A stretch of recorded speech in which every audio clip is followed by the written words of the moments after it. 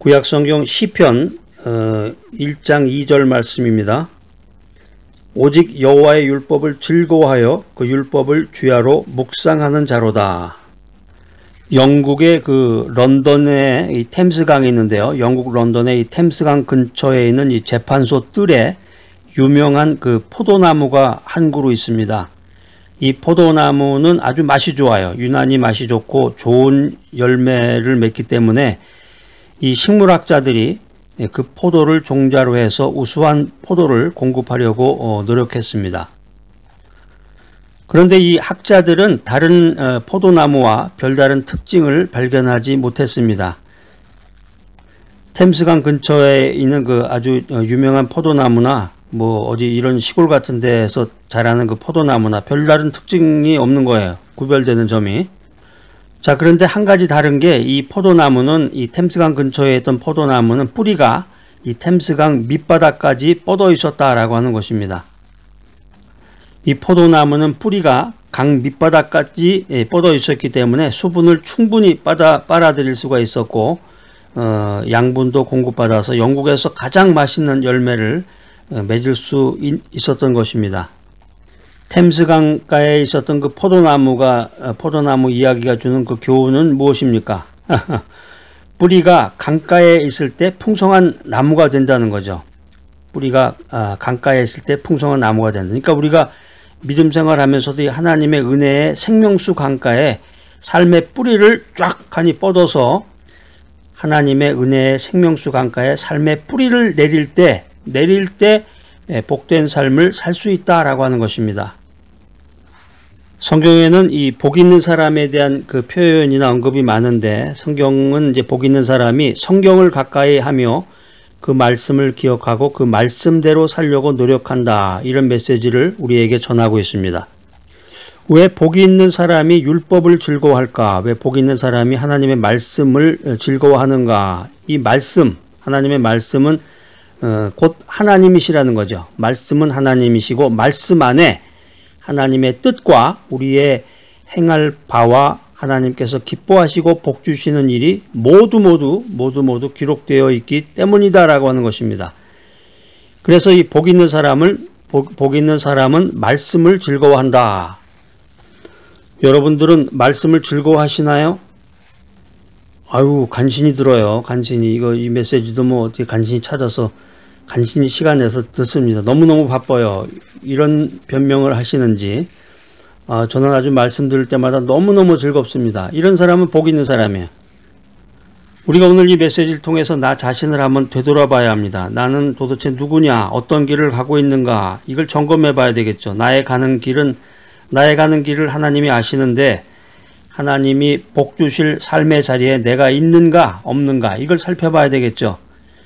우리 인생이라고 하는 것은 누구나 행복을 원하고 있습니다. 아니, 행복하기 위해서 살고 있는 거죠. 행복하기 위해서 돈도 벌고 행복하기 위해서 성공도 원하고 또 건강도 지키게 됩니다. 그런데 이 행복이라고 하는 것은 행복은 내 뜻대로 되는 게 아니죠. 사람 마음대로 되는 게 아니고 또 된다고 해도 영원하지 못합니다.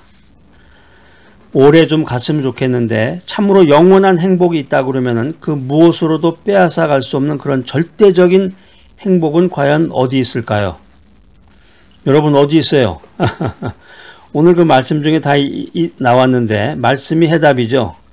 복 있는 사람은 시편 1편 1절 1장 1절 시편은 이제 편이라고도 하고 이제 장이라고도 하는데 시편 1편 1절 시편 1장 1절 이 시편 1편 1절 1장 1절이 꽤 길어요. 복 있는 사람은 악인의 꾀를 쫓지 아니하며 죄인의 길에 서지 아니하며 오만한 자의 자리에 앉지 아니하고 이 1절이 꽤 긴데 복 있는 사람 그러면서 시편이 우리 모두를 행복으로 초대하고 있습니다.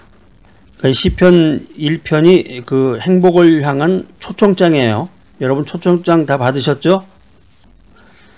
복 있는 사람은 오직 여호와의 율법을 즐거워하여 그 율법을 주야로 묵상하는 자로다. 이렇게 성경은 기록하고 있습니다. 여기 핵심되는 단어가 묵상이라는 단어예요. 묵상. 그러니까 묵상이라는 게 이제 한마디로 얘기하면 되새김질이라는 뜻인데요. 여러분 소를 보셨죠? 소.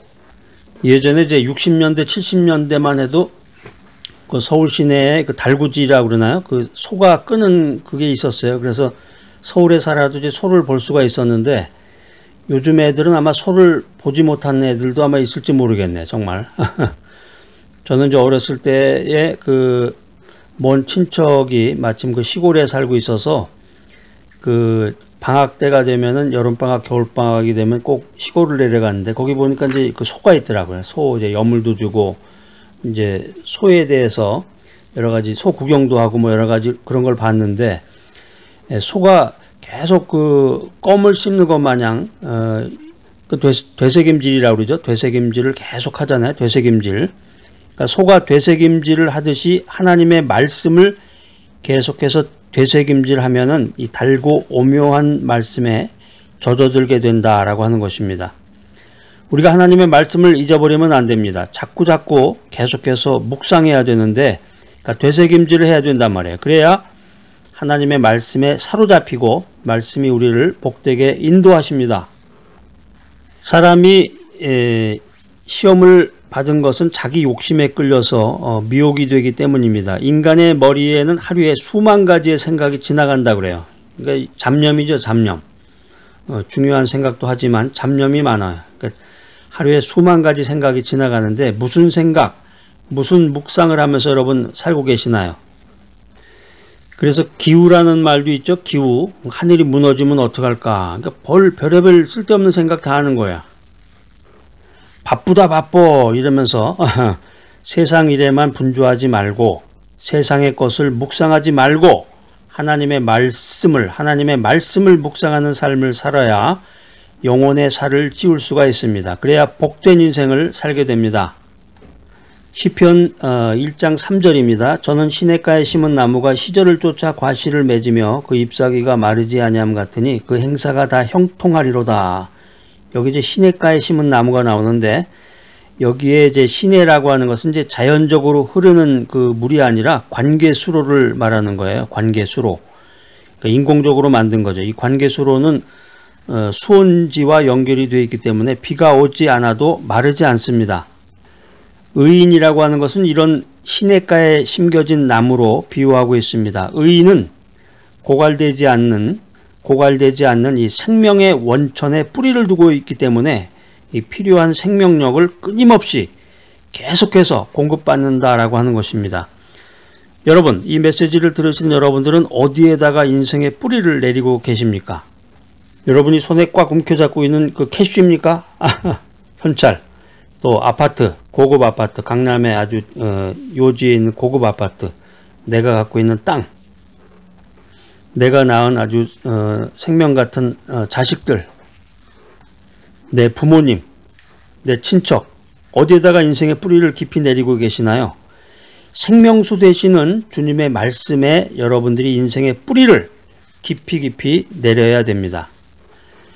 에레미야 17장 7절로 8절 말씀입니다. 그러나 무릇 여호와를 의지하며 여호와를 의뢰하는 그 사람은 복을 받을 것이라.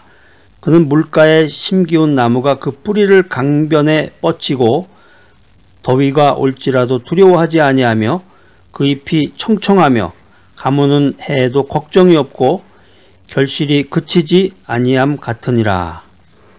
이 예레미야 17장 7절로 8절에 있는 말씀도 시편 1편에 나오는 말씀하고 비슷해요. 야, 이게 정말 대단하다. 그러니까 이게 성경을 연구하다 보면은 이런 깨달음을 갖게 되는 거죠. 그러니까 우리가 인생의 뿌리를 어디다가 깊이 내리고 있는가. 생명수 되시는 주님의 말씀에 우리의 그 인생의 뿌리를 깊이 내릴 때 지금 에레미야가 말했던 것처럼 우리의 인생이 잎이 청청하고 가무는 해에도 걱정이 없고 결실이 그치지 않는다. 이 말씀을, 이 레슨을 주님께서 우리들에게 주고 계십니다. 하나님 중심으로 인생을 살아가는 경건한 사람, 성도, 크리스찬이라고 하는 것은 말씀을 먹고 사는 사람이에요. 어디 서울의 고급 호텔, 롯데 호텔이나 뭐 조선 호텔이나 뭐 어디 이런 고급 호텔에 가서 비싼 음식 먹으면서 그렇게 사는 사람이 아니라 하나님의 말씀을 먹고 사는 사람들이다. 하나님의 말씀. 그러니까 인생에서 진정한 형통과 행복한 삶을 살 수 있는 그 비결이 뭐냐, 비결이 뭐냐, 비법이 뭐냐, 그게 뭐냐면 하나님의 말씀을 가까이 하는 거예요.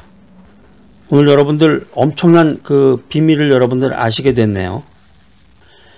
행복한 인생, 복된 인생, 형통한 인생, 행복한 삶이 되는 비결이 뭐냐, 그것은 우리가 가진 소유에 있는 것이 아니다 라고 하는 것입니다. 우리의 물질적인 넉넉함에 있는 것이 아니다. 그러니까 복된 인생이 되기 위해서는 죄에서 돌이켜서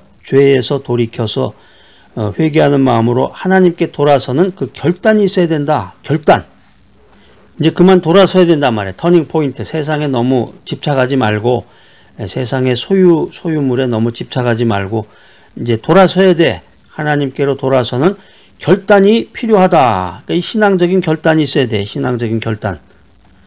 더 나아가서 생명의 길이며 진리이며 우리 인생의 빛이요 등불이 되시는 주님의 말씀을 사랑해야 된다. 그리고 그 말씀대로 살려는 의지가 있어야 된다라고 하는 것입니다.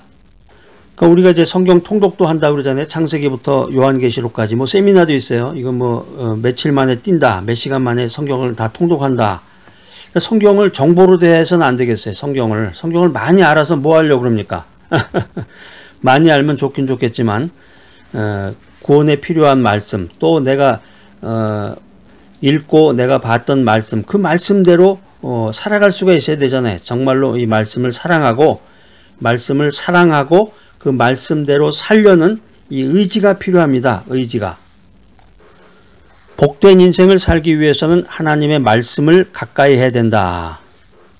자, 오늘 이 귀한 메시지 들으시는 여러분들, 하나님의 말씀을 사랑하고 그 말씀을 믿고 따라가며 실천하는 귀하고 복된 여러분 모두가 되시기를 간절히 소망합니다.